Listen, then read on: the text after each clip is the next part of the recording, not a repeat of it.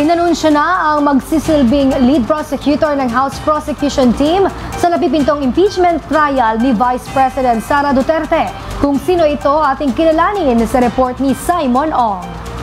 Naghain ang House Prosecution Panel ng entry with motion to issue summons sa Senado para atasan si Vice President Sara Duterte na sagutin ang articles of impeachment laban sa kanya. Kasabay nito, inanunsyo na rin ang magsisilbing lead prosecutor para sa nalalapit na paglilitis. Ito'y walang iba kundi si House Minority Leader at 4-piece party list Representative Marcelino Libanan. Pero sino nga ba si Rep. Libanan?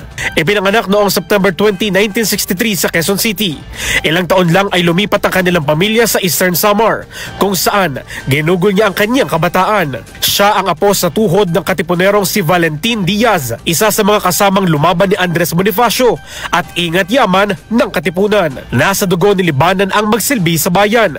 Dahil dito, nagsimula ang kanyang karera sa politika bilang Vice Governor ng Eastern Samar mula June 30, 1992 hanggang June 30, 1995 at naging congressman ng naturang lugar mula June 30, 1998 hanggang April 18, 2007. Sa loob ng kanyang termino, naging kaalyado si Libanan ng partidong Laban ng Makabayang Masang Pilipino, Lakas CMD at Nationalist People's Coalition. Ilang mga panukalang batas din ang kanyang isinulong, kabilang ng pagbibigay ng special allowance sa opisyal ng Public Attorney's Office, pati na ang bill na nagbabalik ng Balangiga Bell sa Eastern Samar. Kabilang na rin ang House version ng bill na kinalaunan ay naging Human Security Act, April 2007. Ilang buwan bago matapos ang huling termino niya bilang congressman, bumitiw sa pwesto si Libanan para magsilbing commissioner ng Bureau of Immigration.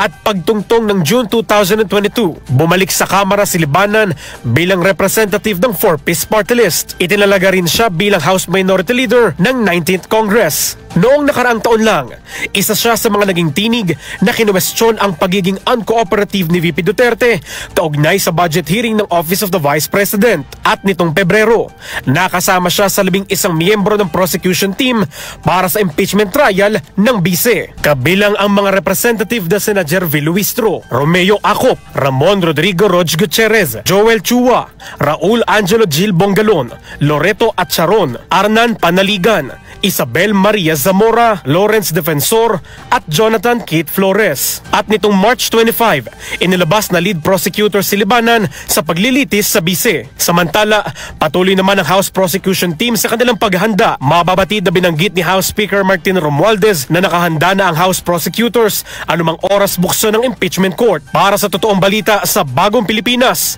Simon Ong, Congress News.